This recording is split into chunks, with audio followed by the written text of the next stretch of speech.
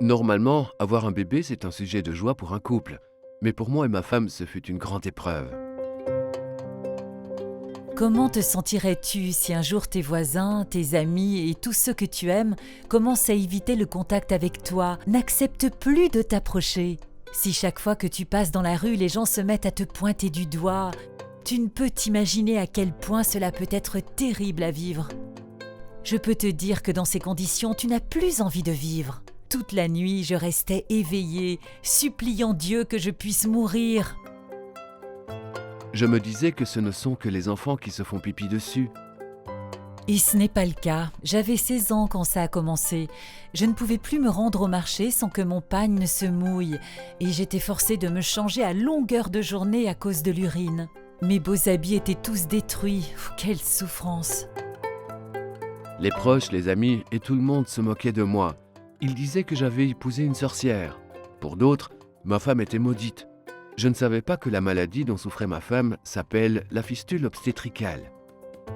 Je ne suis pas envoûtée. En fait, je suis normale comme toutes les autres femmes, ta sœur, ta maman ou ta femme. Pendant longtemps, je me sentais vraiment mal à l'aise à l'idée d'accompagner ma femme en consultation chez le médecin. Mais plus on attendait, plus cela empirait. Je suis maintenant ravi qu'on soit allé au CHU de Brazzaville. J'ai découvert que la fistule obstétricale est une complication médicale qui survient chez une femme après un accouchement difficile. J'avais des douleurs d'accouchement. Cela durait depuis 3 jours, mais le bébé ne parvenait toujours pas à sortir. Les sages-femmes avaient tout essayé, mais elles n'avaient pas pu. Les conditions n'étaient pas réunies dans cet hôpital pour gérer un accouchement compliqué.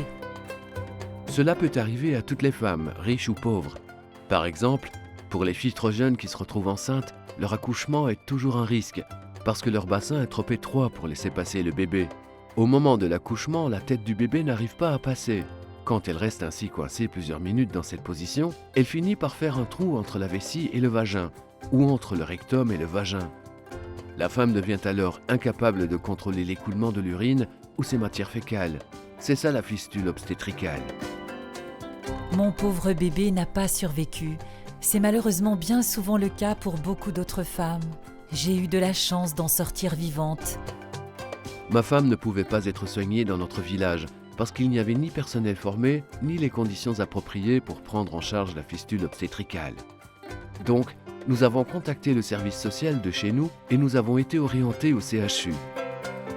Au CHU, j'ai bénéficié d'un accompagnement psychologique et d'une intervention chirurgicale gratuite. Maintenant, j'ai retrouvé ma femme comme avant.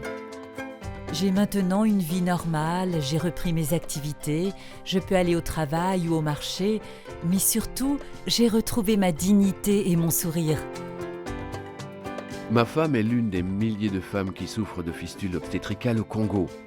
On peut souffrir de fistule obstétricale, mais ce n'est pas irréversible. On sait comment traiter avec une opération simple. Si vous êtes une sage-femme ou si vous voulez avoir plus d'informations au sujet de la fistule obstétricale, vous pouvez contacter le service social le plus proche de votre localité ou le comité technique de lutte contre la fistule. Si toi-même ou une femme que tu connais dont ton entourage souffre de cette complication que nous venons de décrire, vous pouvez contacter la CAS, Circonscription d'Action Sociale, le plus proche de votre localité. Contactez la Croix-Rouge congolaise dans votre localité. La fistule obstétricale ne concerne pas que les femmes, mais elle constitue un problème pour nous tous, mari, femme, enfants. J'ai retrouvé ma dignité. Je peux vivre ma vie.